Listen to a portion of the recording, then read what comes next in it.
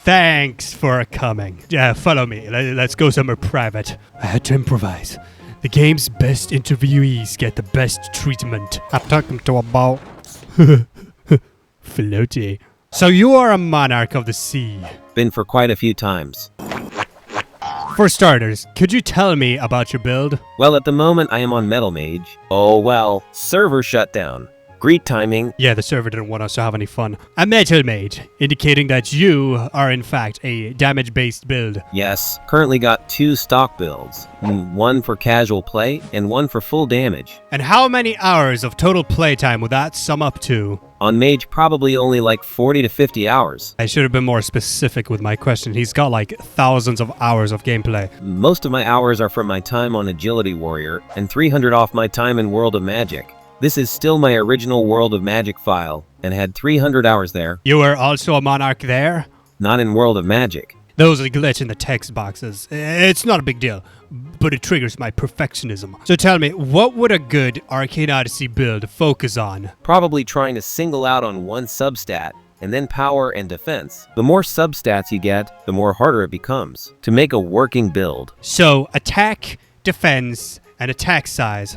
When Penguin gave me the spaghetti, I was abhorrently disturbed. I thought he was playing a game with me, but when I disabled photo mode, I realized I was dying. Holy crap, I'm dying. I'm starving to death. Sorry, photo mode. But for more 1v1 focus builds, you want to play attack speed. Light Conjurer. Yeah, that would probably be the best on 1v1s, rather than full wars on clan islands. And that demands accuracy as well. So the stats you want depends on the build you got as well. Like attack size wouldn't work well on a light conjurer due to it having low scaling with attack size. And stats like agility work pretty well with warrior. And warrior is the current meta. But no, warrior would not be the current meta. The 10 minutes of server shutdown time was running out. Got any advice to give to the audience? If you got enough money, try multiple classes by swapping with interchanges or LVL up new files. Join Mendasium today, Furry Roleplay. What he means is that the game is most enjoyed when you play it multiple times. There's actual excitement in trying out new builds and powers, and that's actually how this game is enjoyed. It's not really about the story. The story is just an introduction. How many enemies or rivals do you have? Enemies and haters many, friendlies barely any. But the Monarch title is fun to have. You get some nice moments with newer players. And I guess people try to hunt you often. To my surprise, not that often actually. And you don't get the minor panic attack during PvP. Because when I'm under attack, my heart thumps through my chest. Yeah, that's normal. I don't really have it that often, sometimes, yeah. Most of the time, I die laughing eggs. So, which is worse? Clan wars or personal wars? Like a 1v1? Depends on the person and what clan. The interview was currently going well despite my first time doing interviews, except there was one thing I was truly curious about. Mind if you give me a trial fight with Penguin?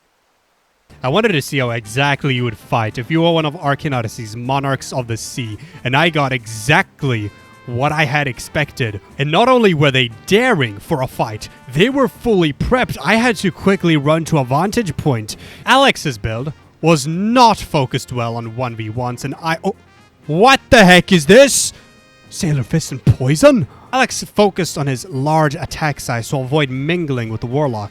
As Warlock specializes in close-range combat, you can see him directly running away from Penguin to avoid being grabbed. Because if he grabs you, you're dead. A lot of high-ranking players use this strategy with Metal Magic. It is by far the most powerful and destructive all-rounder magic, which can help vigorously in clan warfare. Penguin is desperately still trying to grab Alex, except for some reason he isn't there. Might I make a personal note that the game is extremely laggy for both parties. Surprisingly, the spar ended with Penguin as the victor despite his blatant flailing about during the fight. Good game, I won. Maybe the passage of time, coupled with the poison magic and attack size, it was the benefactor here. My word, I have never seen poison and water. The patterns were rather delightful. It is good, believe it or not, but that is probably because I am running 150 power. Alright now, I want to use my other build. This will be true entertainment. Oh no, trauma, I will get 2 shot.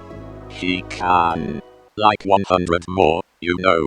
Not to brag, but Alex boasts a full-on damage and attack size build coupled with Metal Magic's positive damage multiplier, which is by far the only magic with a positive damage multiplier. This is coupled with the lightning step dodge, which teleports you instantly without the aid of agility. Same thing with Penguin. You can see how his crashes miss, but still hits Alex. He is taking advantage of the attack size increase of Sailor Fist, which is what he's currently using. Alex uses a placed hammer explosion, which grants extra attack size. Placed explosions are much smaller and weaker than regular explosion spells, except with the build he has, might as well consider it a regular explosion. And oh, watch as he charges a regular explosion. His magnum opus, this hits twice, dealing so much damage that your arm is torn off. Literally, it happens in the game. And now the two are exchanging beams. And oh, swear to God, I thought I died there. These beams get longer the more they're charged, but it's very risky to charge in a combat situation. Metal mages need to focus on exploding more. This is what the Monarch is doing. A pillar explosion, combined with the spike ball imbuement, reducing speed in exchange for damage. Or was it size? Man, mages are confusing. And now Penguin died. Well, he wasn't the main star, but I liked him. He was funny. Oh, wait. Other way around. Did both of them die? I guess that's Arcane Odyssey's power scaling for you. Alex will now demonstrate the sheer force of his main attraction. A damage or a spell combined with a hammer enchantment deals 1,000 damage. I gotta take a closer look at the... Oh, crap. The pillar deals almost the same damage as the shockwave. Debris everywhere. So it simply revolves to taking advantage of the game mechanics. I guess, yeah. But this is all I could muster up in questions for now. I might make a part 2. Thank you so much for participating. Join Mendasium now. Try Juggernaut with defense build, great class. That too. Please note that Juggernaut actually is one of Arcane Odyssey's worst classes. You see how Alex rarely uses his secondary magic? It is by far much weaker than his metal magic, but he keeps it due to its dodge reflex as well as its capability in PvE and underwater situations. And I truly never noticed how much debris this magic creates. God! It's like dropping a box of nails. By the way, these guys are still dueling because we're waiting for daytime so I can take the thumbnail photo. I swear to God, Arcane Odyssey's nights are twice as long as its daytime. It's so annoying. This is my first ever interview style video I've made in Arcane Odyssey.